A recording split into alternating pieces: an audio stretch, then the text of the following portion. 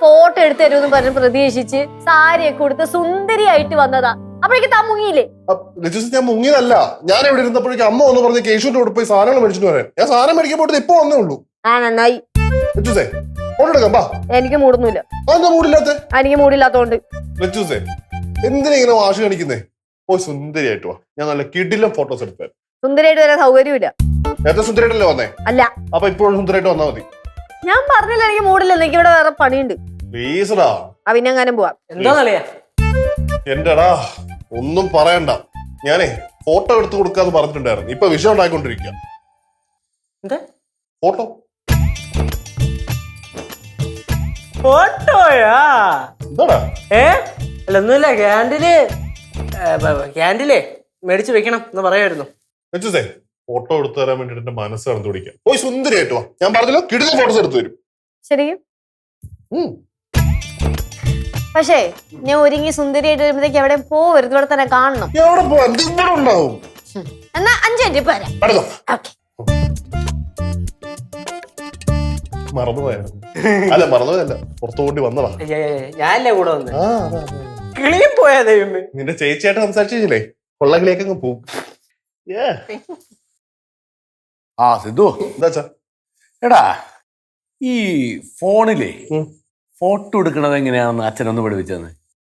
Photo എടുക്കുന്നത് എങ്ങനെയാണോ? അച്ഛൻ KCBയിൽ ആരാന്നാ പറയുന്നത്? Assistant engineer. എന്നിട്ട് ഫോണിൽ ഫോട്ടോ എടുക്കാൻ പോലും അറിയില്ലേ? അല്ലടാ, ഇതിപ്പോ പുതിയ ടെക്നോളജിയിൽ എങ്ങനെയാണ് എടുക്കണേന്ന് എനിക്ക് വലിയ പിടിയില്ല. ഈ പിള്ളേർ ഇങ്ങനെ ഫോൺ തലതിരിച്ച് പിടിച്ച് ഫോട്ടോ എടുക്കാറുണ്ട്. പിന്നെ എന്താണ്, ഫിൽറ്റർ ഇട്ടിട്ട് ഫോട്ടോ എടുക്കാറുണ്ട്. പിന്നെ നിന്റെ ഫോട്ടോ എടുക്കുമ്പോ നിന്നെ കാണൂല, പുറവശത്ത് കാണും. അങ്ങനെയല്ല, നിന്റെ ഫോട്ടോ എടുക്കുമ്പോ നിന്നെ തെളിഞ്ഞ് കാണും, ബാക്കിലൊക്കെ ബ്ലറായിരിക്കും. ഇങ്ങനത്തെ കുറെ ടെക്നിക്കുകളുണ്ട്. അച്ഛക്ക് ഒന്ന് പഠിപ്പിച്ചാളാ. അല്ല അച്ഛൻ ഇപ്പൊ എന്തിനാ ഇങ്ങനത്തെ ഫോട്ടോസ് ഒക്കെ എടുക്കണേ, അത് പറ. അല്ല, കാലം മാറുമ്പോ നമ്മൾ അതിന്റെ പുറകെ അതിനൊപ്പം മാറണമല്ലോ, അതിനു വേണ്ടിട്ടാ.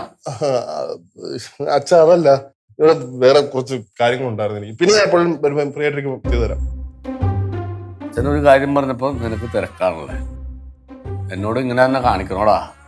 ചെറുപ്പത്തിലെ സ്വിച്ച് ഇട്ടപ്പോ ബൾബ് കത്തണം കണ്ടിട്ട് അത്ഭുതത്തോടെ നീ ചോദിച്ചു, അച്ഛാ എന്താണത്? അപ്പൊ അച്ഛൻ അത് നിന്നെ പറഞ്ഞ് മനസ്സിലാക്കി. എന്ത്?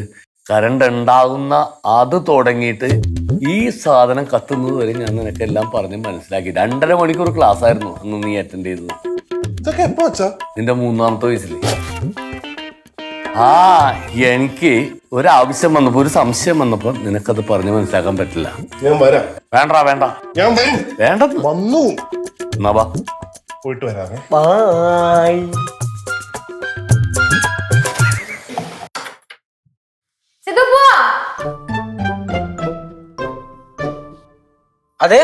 അദ്ദേഹത്തിന്റെ അച്ഛൻ വിളിച്ചപ്പോ കൂടെ പോയി.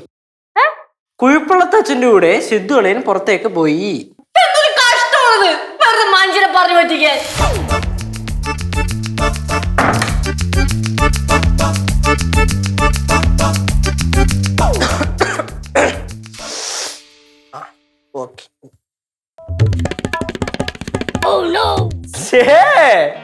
ലച്ചം ടക്കിന് മറിയടാ. സാരി ഉടുക്കുന്നു മാറുന്നു, സാരി ഉടുക്കുന്നു മാറുന്നു. എന്തേ 5G അത്? നിന്റെ അളിയെത്തിയില്ലേ? അളിയനെത്തിയില്ല. അച്ഛന്റെ ഒരു കാര്യം.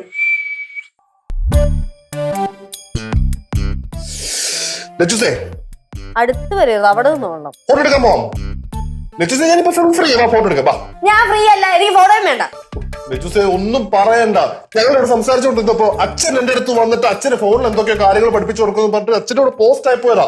ആയിക്കോട്ടെ, ഇതൊക്കെ എന്റെ അടുത്ത് പറയണ എന്തിനാ? എനിക്ക് കേൾക്കൊന്നും വേണ്ട, നീ എന്താ വെച്ചാൽ കാണിക്കപ്പോ. അല്ല, നിങ്ങൾ എവിടെ പോവാ? നിനക്കെല്ലാം അറിയണോ? അറിയണോന്ന് അങ്ങനൊന്നുമില്ല, പിന്നെ അറിഞ്ഞാൽ കുഴപ്പമൊന്നുമില്ലല്ലേ.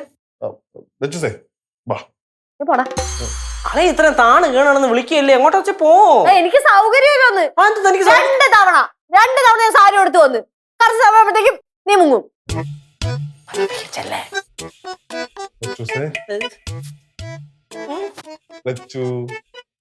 ലച്ചൂസേ എന്താ ഫോട്ടോ എടുക്കാം. വേണ്ട വാ ഫോട്ടോ എടുക്കാം.